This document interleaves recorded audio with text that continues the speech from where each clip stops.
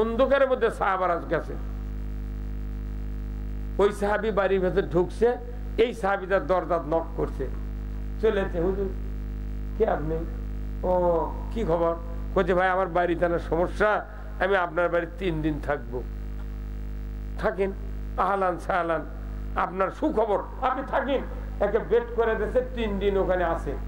ওই উনি নামাজ পড়ে, মসজিদে যান, উনিও যান, তাহাজ্জুদ করে, এই করতে করতে 3 দিন পর বলতেছে ভাই আমি চলে যাব। তখন বলি যে আপনি কি জন্য এলেন, আবার যাবেন কে? থাকেন।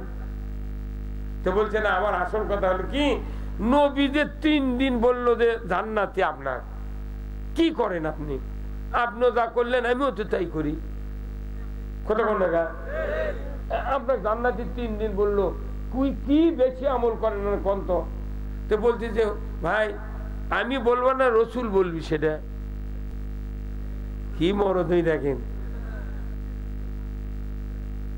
ওই সাহাবী বলছে তাহলে আপনি মসজিদে নববী চলেন, রসুলের মুখ দিয়ে শোনেন, আমি বললে আমার না সমস্যাই তো। কথা ঠিক কিনা? যদি অহংকার পয়দা হয়, উনি তখন গেলেন রসুলকে বললেন হুজুর আমাকে আপনি 3 দিন জান্নাতি বলছেন, ঘোষণা করছেন, এই লোকটা আমাকে দেখার জন্য 3 দিন আমার বাড়িতে গেছিল, তা আপনি না বলে দেন তো কি জন্য আপনি জান্নাতি ঘোষণা করলেন? তখন বলছে আমার সাহাবীরা তোমরা শোনো, এটা কোনো প্রত্যেক ইমানদারের ভেতরে এই গুণ যদি থাকে আল্লাহ আপনাকেও জান্নাত দিয়ে দিবে, যেহেতু ওই আল্লাহ তো। কথা কয় না? খালি রসুল বিদায় হয়ে গেছে, কিন্তু কথা কিয়ামত পর্যন্ত। আচ্ছা কোন তো ২৭ গাছ কেউ লাগাছে, ২৭ গাছের পাতার যে আকশান কিয়ামত পর্যন্ত থাকবি, কোন দিন কমবি? তে রসুলের কথা আল্লাহর কাজ ২৭ মতো, কোনদিন অ্যাকশন নষ্ট হবে না। আল্লাহু আকবার। রসুল তখন বলছেন যে এই লোকটাকে জান্নাতি বলছি আমি এই জন্যে, এই লোকটা সারাদিন আল্লাহর কাজ করে, রসুলের কাজ করে, সংসার করে, বিভিন্ন মানুষ কালেমা পড়ার জন্য, ইমানের দাওয়াত দেওয়ার জন্য, কেউ গালমন্দ করে, কেউ অপমান করে, কেউ মারবার চায়, কত গ্লানি এর উপর দিয়ে চলে যায়।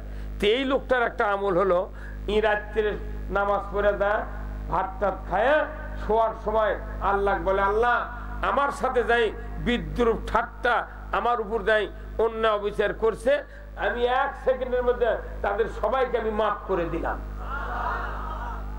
এই লোকটা মাফ করে দিয়ে খালি বিছনায় শুয়ে পড়ে, এর আর কোনো টেনশন থাকে না। কতক্ষণ? এটা কি কম আমল? এই মেলা মানুষ সমাজে আছে যার সাথে মামলা হচ্ছে, পারিবারিক গন্ডগোল, গায়ের মেঝেতে গন্ডগোল, সামাসামি, যেগুলা স্বামীর নেতা, এরকে রাত্রে ঘুমই হয় না, এর ঘুমের মধ্যে বুদ্ধি গোছায় বিপদ ফালানের। হ্যাঁ কথা কর, এই জান্নাতের চৌকাট দেখতে পাবে না। আর গরিব মানুষ খালি যদি কয় আল্লাহ আমি সব মাফ করে দিলাম, তুমি ওনাকে মাফ করে দাও, সাথে সাথে আল্লাহ রসুল বলছেন ওই ব্যক্তির তামাম জীবনের গুণ আল্লাহ মাফ করে দেন। সেই জান্নাতের বাগানে বসছেন আপনারা, যারা বসেনি কাল আমাকে স্বপ্নে দেখা লিখবে ওর ফিরে। একটা মানুষের দোয়া যদি কবুল হয়, এতগুলা মানুষের সব গুণ আল্লাহ মাফ করে দেন। এইভাবে ইটা খাড়া করেন না আপনারা। এটি থেকে যদি 100টা ইট আমি সোজা করে সমান জায়গা খাড়া করি, আমি তো খালি 1 ইটা ফেলে দিই ভাবে কি ওই 100 নাম্বারও ভরে দেবি। একজনের খালি দোয়া কবুল হলে সব জান্নাতি। এই বিশ্বাস থাকা লাগি ময়না, বিশ্বাস তাই থেকে বাংলাদেশের মানুষ ভালো হচ্ছে না। আপনাকে বিশ্বাস করতে রাজি আছেন? কারা কারা দুহাত তুলে দেখান। লিল্লাহে তাকবীর, নারায়ে তাকবীর। আমার নেতা তোমার নেতা বিশ্ব নবী মুস্তাফা, লিল্লাহে তাকবীর। রসুলের শানে অনেক কথা বললাম, জান্নাত যাওয়ার সোজা যদি খালি বিশ্বাস হয়।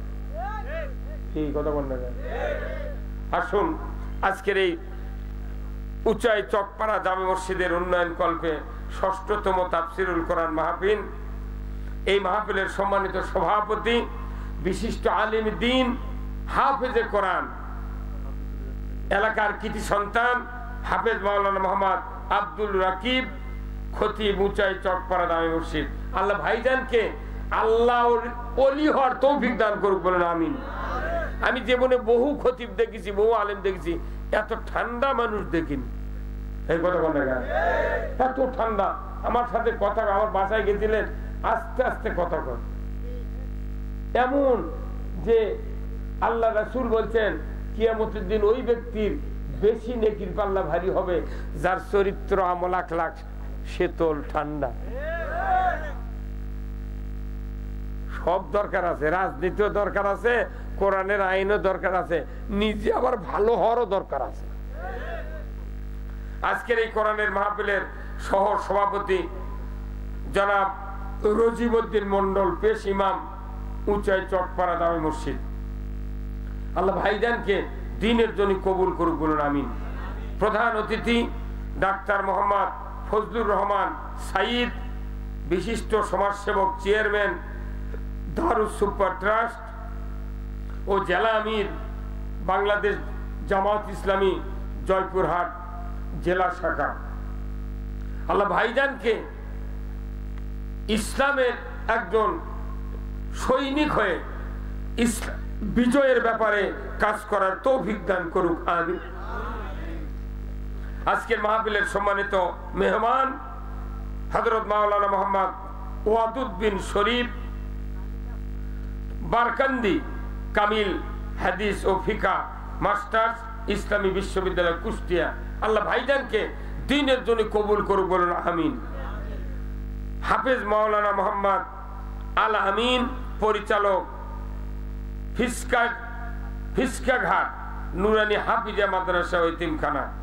আরো স্থানীয় ওলামায়ে কেরামগণ, আল্লাহ সকলকে দ্বীনের জন্য কবুল করুক, বলুন আমিন। আজকের এই মাহফিলের আয়োজক কমিটি চকপাড়া যুব সমাজ, সহযোগিতায় পুরা গ্রামবাসী, মঞ্চে বসা সুধীবৃন্দ, সামনে বসা মুরব্বিনে কেরাম, হাজী সাহেবগণ, বিভিন্ন মসজিদের ইমাম, মুয়াজ্জিন, মুক্তাদি সহ বিভিন্ন রাজনৈতিক দলের নেতৃবৃন্দ, যুবক ভাইরা,